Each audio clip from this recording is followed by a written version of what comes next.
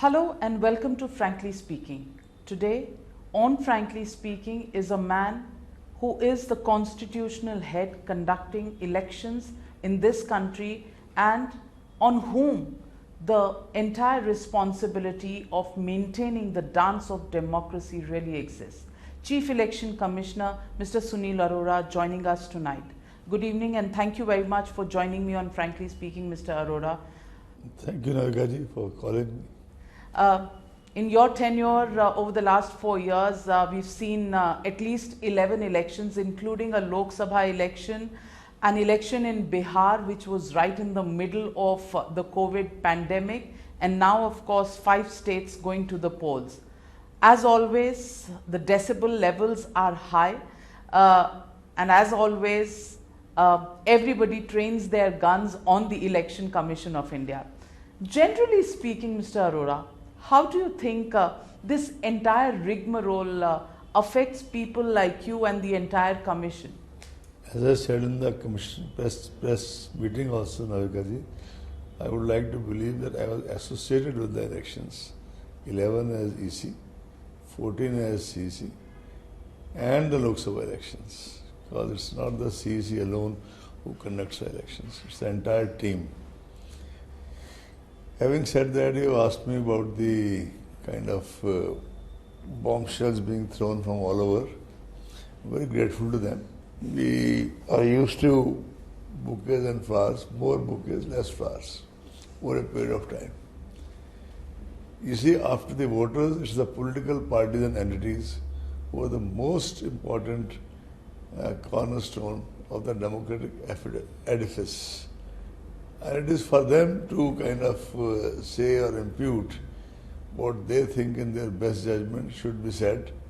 Maybe we would view it should not be said, at least in public domain. When they meet us in the election room here, we all have nice, proper meetings. Sometimes when they go out and meet all of you, their decibel levels become different. But having said that, if you could cite any particular issue, I would like to respond to that. Well, then let's get down to the specifics. And in this election itself, after the announcement of the election dates, in fact, within minutes of your completing your press conference and announcing the election dates, there was immediate criticism that came in from the Trinamool Congress on the 8 phases of polls that have been sought to be put by the Election Commission of India in West Bengal. 8 phases of polls, given the fact that in 2016 there were 6 phases of polls. Of course, the first phase had part A and part B, so technically 7 phases. Effect 7. So, any specific reason, and how would you respond to the criticism that's come in from the Trinamool Congress? There were some political entities who are seeking even more number of phases, and in black and white. But that's not the issue. The Commission does tries to do its own homework as meticulously as possible.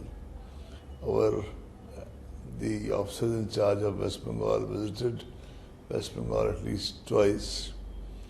Commission also spent 2 good work-filled days there. And meanwhile, the situation is always dynamic. You cannot say that 2016 is 11, or for that matter, 2021 is 16. There have been since then reported so many reports, and not anecdotal.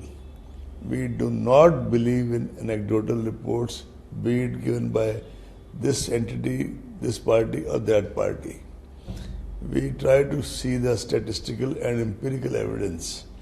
For example, in the context of West Bengal or any other state, when it comes to crime and law and order, we believe in the figures of National Crime Record Bureau, NCRB. To the best of my knowledge, in the written report of NCRB 2018, they have said that 2019 report was not submitted by the West Bengal government for reasons best known to them. I have no questions on that.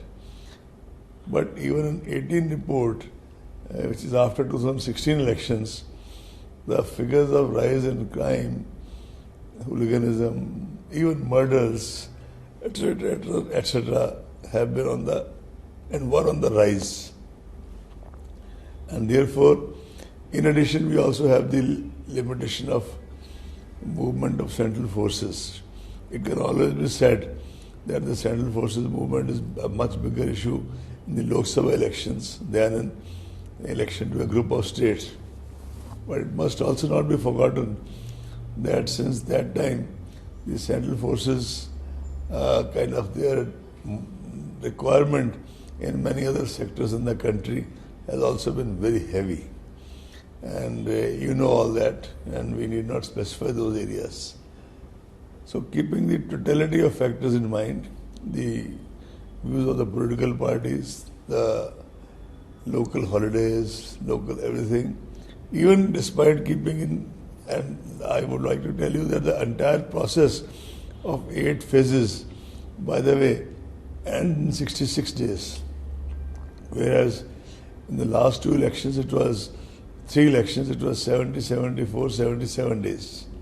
So it cannot be said that we are stretching the things. But yes, we thought 8 phases is a functional necessity this time. We have no choice. And